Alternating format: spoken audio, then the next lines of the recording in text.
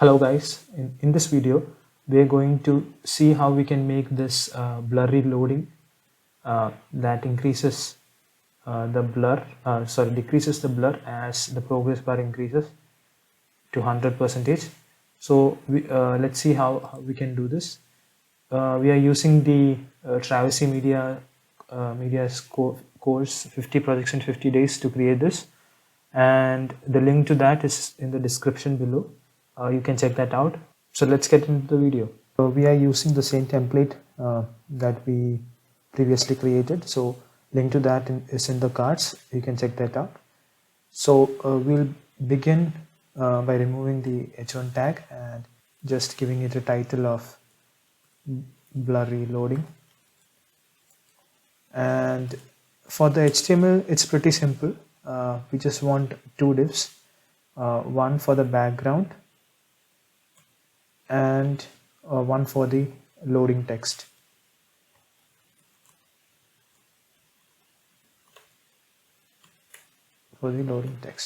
And this is all that we need in the HTML. We'll just add a 0% here so that we can see what we are working with, and we'll just save that so you can see that here. So now let's begin with styling. So in here we'll just remove this Roboto font and add another font, say Ubuntu, and remove the weight as well and save that. So what we want here is we want to add the background image. So we'll add take the background class BG class, and we'll add background, and here we'll give a URL, and this URL is basically URL of an Unsplash image that we have taken here. So we'll just copy that and paste it here, and the only thing that will change here is the width of the Unsplash image. We'll make it to 2000 pixels, and we'll increase the quality to 80. So that's all that we'll be doing in for the background image. Then what we'll do is we'll do a repeat or background, or we'll do background size first, and we'll set the size as cover, and we'll do a position of background. So background position, and we'll set it as center. Then we'll do a background repeat, not background repeat, and we'll give it as no repeat. Then we want to set the height and width of this image. So before that we'll just position it. So we'll give it a position of absolute. So we want to position it absolute, and for now we'll just see what will happen if we give top 0 and left 0. Now we'll give the height and width to the image.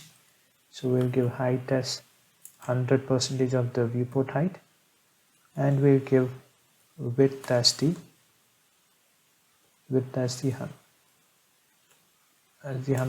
of the viewport width. So now we'll save that. Now you can see that image is there, but that image is over the text. So we'll give it a z index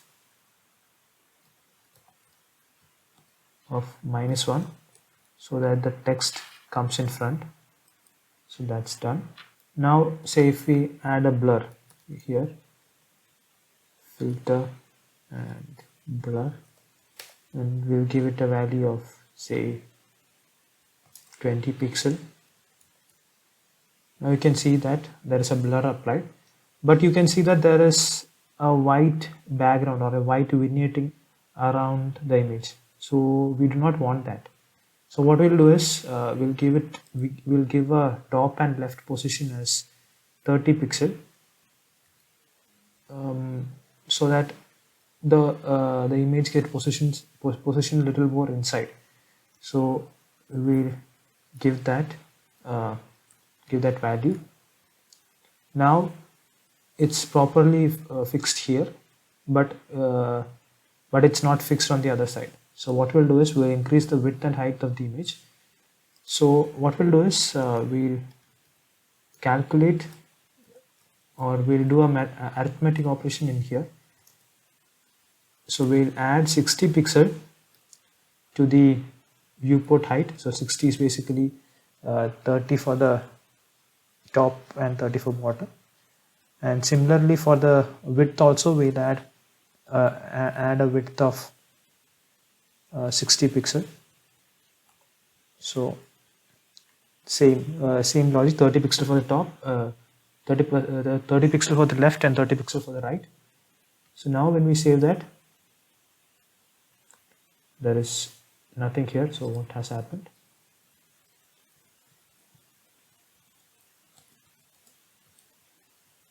So now when we save that, we can see that the image is fixed and the blur effect is there. So we'll just set the blur to 0 pixel for now, and we'll dynamically set that. Now what we want is we want to set the font and color of this image, of this loading text. So what we'll do is we'll select the loading text, and we'll do a font size of 50 pixel, and we'll do a color of white. Okay, so that's there. That's all we need in the styling part. So all the remaining things that needs to be done is in the JavaScript. So we'll take the script.js and get all the elements into the JavaScript file. So we'll get the loading text as document.query selector, and we'll give it a we'll get the class by loading text. We'll copy the whole line and paste it here, and we'll get the background as well, and background has the class of PG. So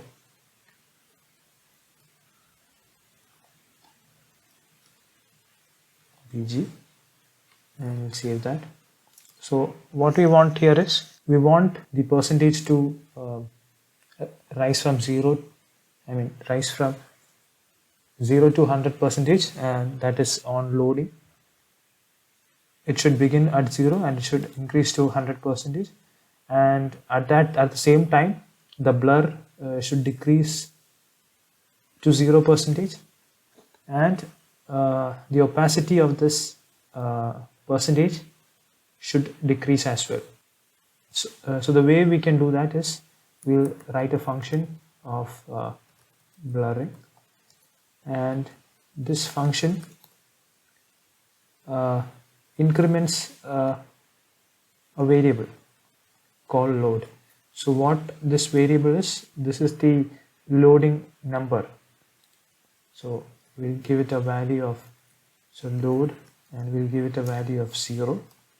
So the initial value of load is 0, and every time the blurring function is called, it is incremented by 1, and we'll console the load variable. We'll save that. Now we'll take the console and just look if there is anything there. There's nothing. So we need a way to call this blurring function. So we'll write a set interval function. So in there we'll pass this blurring, and we want to call this blurring function every 30 milliseconds. So how this works is every 30 milliseconds the blurring function will be called, and now if you can see that every 30 seconds there is an increment in the value. 30 milliseconds there is a increment in the value. So it's increasing indefinitely. We don't want that. So we'll write a way to stop the value at 100. So if load is greater than 99, we want to clear the interval. So we'll clear the interval and we'll pass the int value there. So now what happens here is there is the increment there, and when it reaches 100, the count gets stopped. So that's how the load works. So now what we'll do is we'll use this load to increment this value. So we'll do loading text dot inner HTML,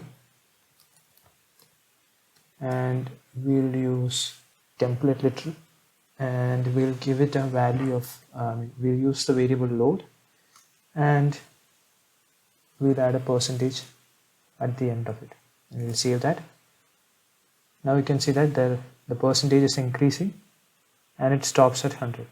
So what we want here is when it reaches 100, we want to reduce the opacity from 100% to 0%. In CSS, we know that the opacity of the image changes from 1 to 0, or 1 being perfectly opaque and 0 being transparent. So we want a way to convert this load to a value that is in the range of 0 to 1 or 1 to 0. So we'll be using this function from the Stack Overflow. So basically what it does is we will take a range and we'll convert it into another range. So we'll copy this function here and we'll paste it here, and we'll just try it with the opacity. So we'll do loading text dot style dot opacity, and we want its value. So first the number, so which is the number based on which we have to change. So we have to change based on the number load. So as load changes, the opacity has to change. So what is the input minimum value of input? So minimum value of input is 0 and input maximum is 100, and the output minimum at the initial we want the loading to be opaque, so we want it to have an opacity of 1, and when it's at the final state we want the opacity to be 0. So opacity to be 0. So we'll save that and see what happens. So now when the percentage increases, the opacity decreases, and as it reaches 100%, the loading gets disappeared. So we want to do the same thing but with blur of the image.